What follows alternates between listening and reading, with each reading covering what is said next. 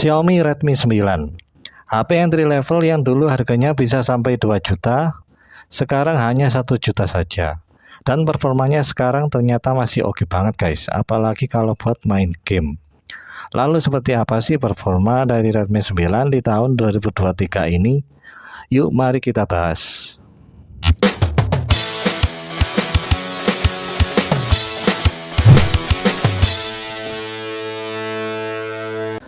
Halo guys, assalamualaikum. Jumpa lagi dengan John di sini di channel Sobat Gadget. Kali ini saya mau review HP Xiaomi yang dirilis di pertengahan tahun 2020.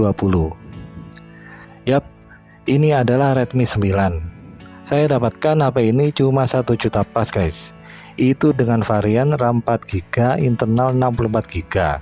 Dengan kondisi mulus normal, tapi kelengkapan cuma HP sama dus saja. Dengan harga segitu, sudah dapat spek layar IPS 6,53 inch Full HD+, chipset MediaTek Helio G80 dengan fabrikasi 12 nanometer, kamera 13 megapiksel, kamera selfie 8 megapiksel, dan baterai sebesar 5020 mAh dengan fast charging 18 watt. Untuk bodinya, HP Redmi 9 ini dibalut dengan vektor plastik atau bisa disebut polikarbonat yang teksturnya agak kasar karena permukaannya bermotif garis-garis halus melingkar seperti ini. Untuk bentuk modul kameranya ini mengadopsi bentuk dari modul kamera dari Redmi Note 8 Pro yang sebelumnya dirilis. Untuk sisi samping kanan HP ini terdapat tombol volume dan tombol power. Lalu sisi atasnya ada infrared blaster dan mikrofon. Lalu sisi kirinya ada slot SIM dan bawahnya ada jack 3,5 mm, mikrofon, lubang charger Type-C, dan speaker yang sistemnya hanya mono saja. Untuk beratnya, Xiaomi Redmi 9 mempunyai berat 198 gram. Kalau dipakai satu tangan agak kerasa kebesaran dan kerasa licin. Makanya saya anjurkan untuk selalu memakai case saja. Selain untuk melindungi bodi, case juga membuat biar bodinya ini nggak licin kalau dipegang dengan satu tangan. Tapi lebih baik dan lebih nyaman pakai dua tangan saja ya. Untuk bagian depannya, HP Redmi 9 ini dilindungi kaca Corning Gorilla Glass 3, memakai bentuk water drop dengan ukuran layar 6,53 inch berpanel IPS LCD Full HD+. Untuk ketajaman warnanya sudah cukup baik, ya 11-12 lah ya, sama layar dari Redmi Note 10 5G yang saya review kemarin. Untuk refresh rate-nya masih di 60Hz ya, belum 90Hz atau 120Hz. Untuk tingkat kecerahannya bisa sampai 400 nits. Untuk penggunaan di bawah sinar matahari jadi kelihatan gelap ya. Jadi harus dimentokin dulu kecerahannya agar bisa terlihat. Untuk haptiknya biasa saja ya, seperti pada HP midrange ke bawah. Kalau buat ngetik hanya getar biasa, bukan haptik yang beneran haptik ya. Untuk multitouch-nya bisa sampai 10 jari sentuhan. Lanjut ke kualitas audionya. Xiaomi Redmi 9 masih ada input jack 3,5 mm yang letaknya di bagian bawah kiri. Lalu untuk speakernya ada di bawah kanan dan hanya menggunakan mono speaker. Untuk hasil suaranya sih biasa aja ya, dan berikut contoh suaranya.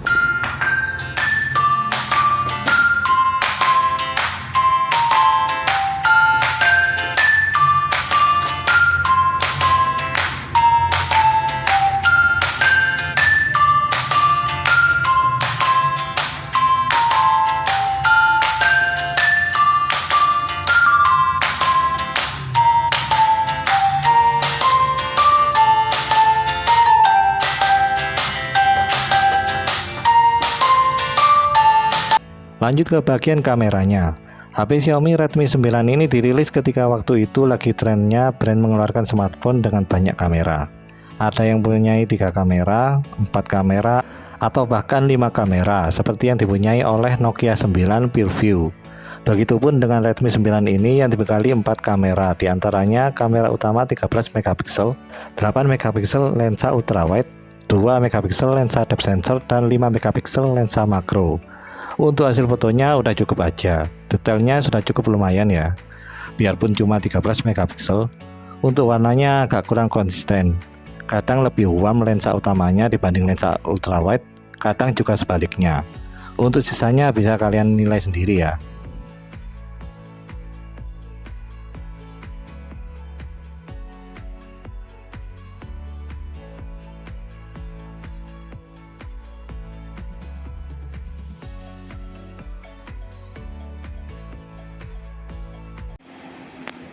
Oke guys, ini adalah contoh perekaman video dari Xiaomi Redmi 9 di resolusi 1080 30 fps. Jadi kayak gini ya kalau buat jalan ya. Ini agak goyang-goyang ya. Ya ini karena Redmi 9 ini belum ada OIS-nya. Jadi maklum kalau goyang-goyang kayak gini.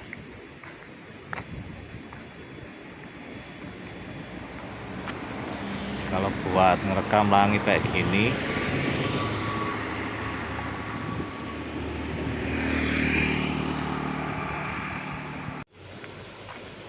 oke, ini adalah contoh perekaman dari kamera depan dari Redmi 9 di resolusi 1080 30 fps. Ini masih di tempat yang sama ya, di tengah hutan. Kalau menghadap langit kayak gini ya,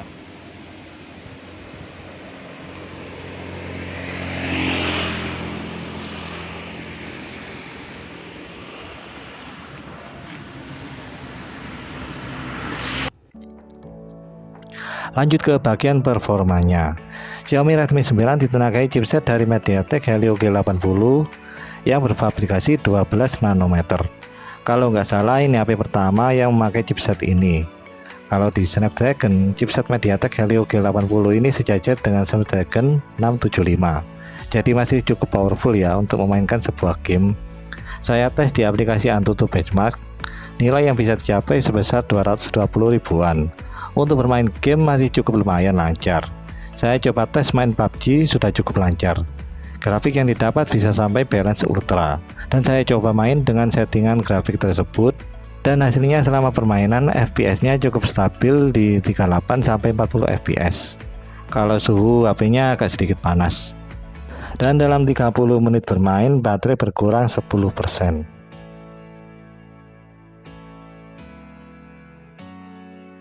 Lanjut ke UI experience-nya. Xiaomi Redmi 9 sudah diupdate ke MIUI 13 di Android 12. Untuk RAM-nya sudah bisa diekspansi jadi 4GB plus 1GB. Saya tidak menemukan bug ya di MIUI ini, dan kalau buat multitasking agak kurang gesit ya. Karena kadang kalau pindah aplikasi harus reload ulang aplikasinya, biarpun baru buka 2 atau 3 aplikasi saja.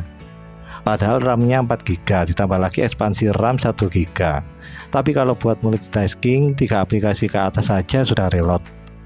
Apa jangan-jangan ini termasuk sistem dari MIUI-nya ya, agar baterainya awet ya guys. Lanjut ke DRM infonya. Untuk security levelnya sudah bisa Wi-Fi L1, yang artinya sudah bisa menonton Netflix dengan resolusi tertinggi. Lanjut ke bagian biometriknya.